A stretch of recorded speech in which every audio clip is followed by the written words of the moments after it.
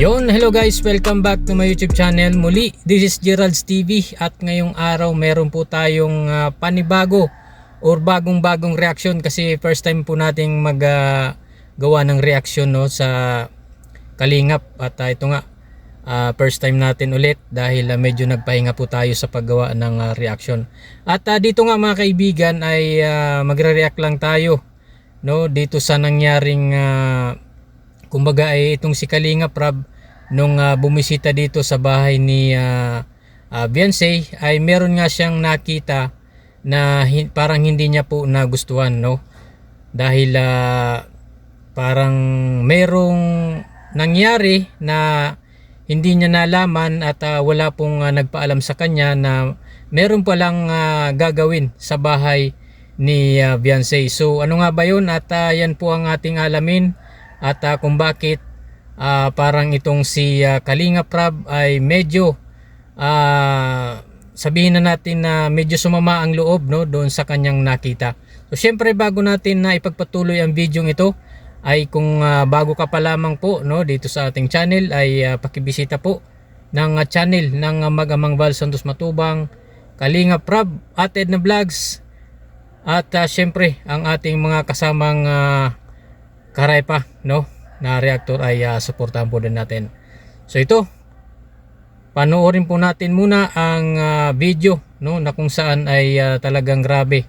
Hindi po maitago ni Kalingap Rab yung kanyang pagkadismaya sa kanyang nakita at naabutan doon sa bahay ni Beyonce at kasama niya nga dito si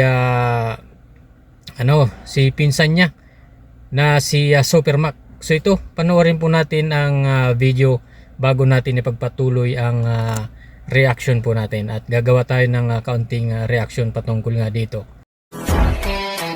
Tama kung sabi mo. Ang pangit nga. Bakit ganyan yung pagkagawa, no? Yeah. Pati sa akin nagsabi si Dr. Love. Dapat sana nag-update sila para Kasi, kasi ang nanginaya ko, pinaghirapan natin itong bahay na to Tapos, tatakpan lang ng ganyan. na. Bakod na lang sana. Ang inaisip ko sana, bakod ang unahin. Tapos yung tindahan, didikit lang sa bakod. Maliit lang, cubicle lang na. Maliit lang sana. Hindi. Kaya nga. Pero pag tindahan lang sana para na Beyonce at magiging negosyo magdadasal. Pero kaya pa niya, solusyonan. Ano na, kung dyan na yung nakapwesto. Kaya nga kasi ako dun sa bintana. Iba-box type na lang. Islab yan, Oh, hindi, kahit hindi. May roll lang. Para siyang kwadrado lang rin yan, tapos may trusses lang sa loob. Nandito ang... Kailangan ko ba't nagposte dito? Yun lang nga, Pira. Kaya inisip ko ba't nagkaposte sa gitna.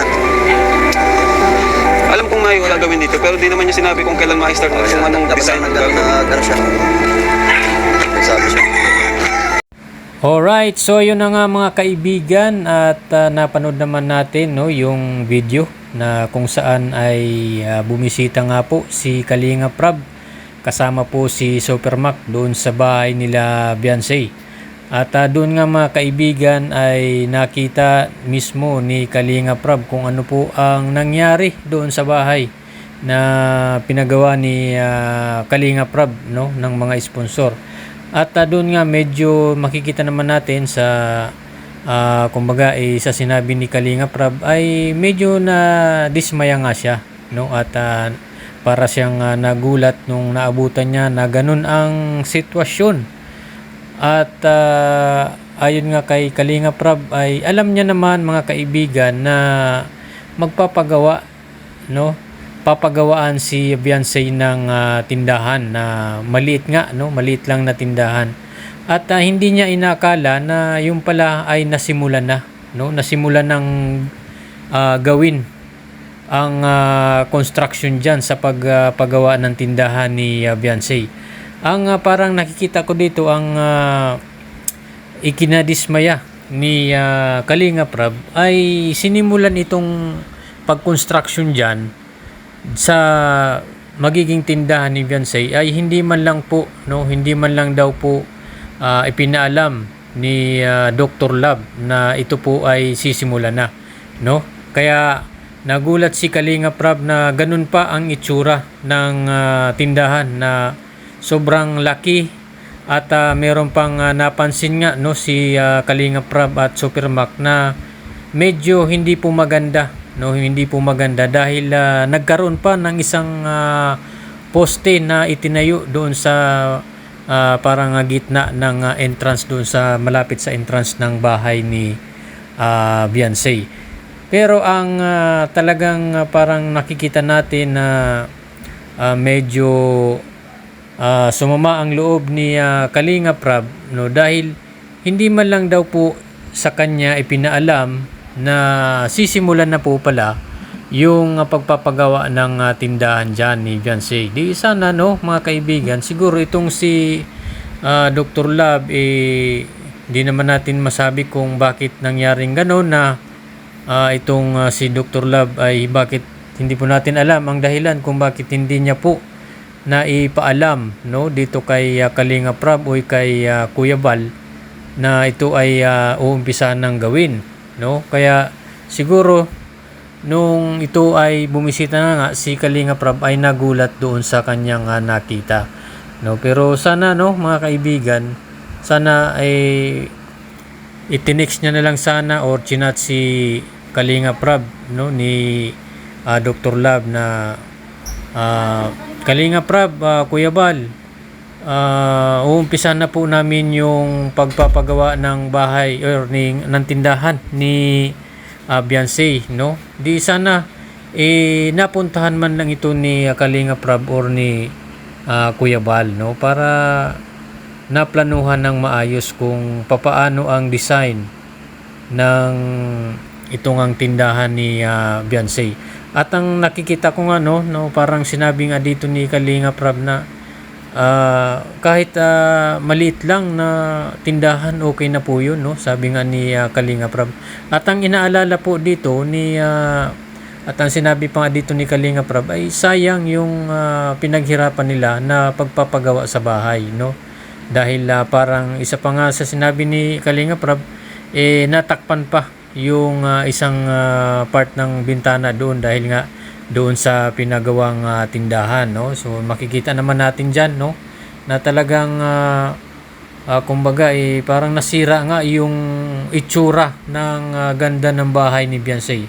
Pero ayon naman kay doon sa kanyang pinsan na si Super Mac, no, dahil ito si Super Mac, veterano na ito sa mga plano ng pagpapagawa ng bahay, no. Siya nga yung parang nag-i-engineer dyan or nagpaplano talaga kung paano ang design ng bahay.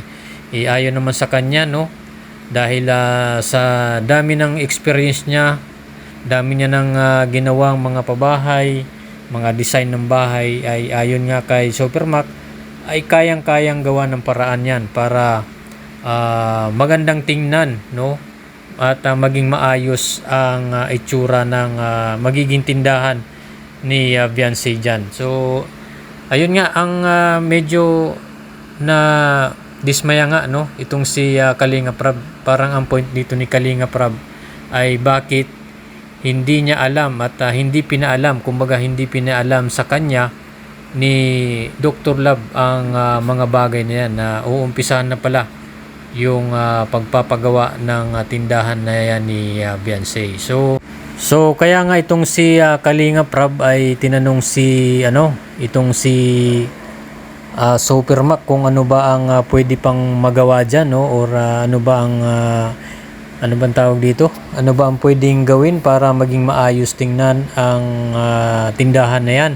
So ayon naman kay Super Mac ay talagang madiskarte din at talagang makikita mo kay Super Mac na eksperyensyado na sa pagdating sa mga pagpapagawa o sa paggawa ng bahay, dahil tiningnan niya lang ay meron na siyang naisip na gagawing paraan para maging maayos at maganda tingnan ang resulta o kakalabasan ng tindahan na yan ni Beyonce. So yun po, no, mga kaibigan, hindi po natin alam ang dahilan o totoong pangyayari kung bakit hindi niya po na-update, no, itong si Kalinga Prab at si Kuya Bal ni Dr. Love, no. Hindi po natin alam kung ano ang talagang dahilan, no. Baka siyempre baka busy din, no. So hindi po natin alam.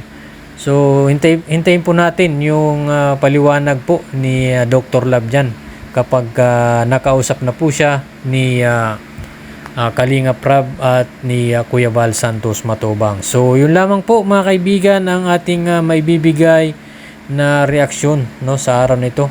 At syempre bago ko po tapusin ang video ito ay wag na po nating kalimutang suportahan at bisitahin ang mga channel ni Kalinga Prab, Kuya Val Santos Matubang, Atid na Vlogs, at syempre ang inyong lingkod Gerald's TV, at ang mga kasama nating mga karepa, no, ay suportahan po natin yan.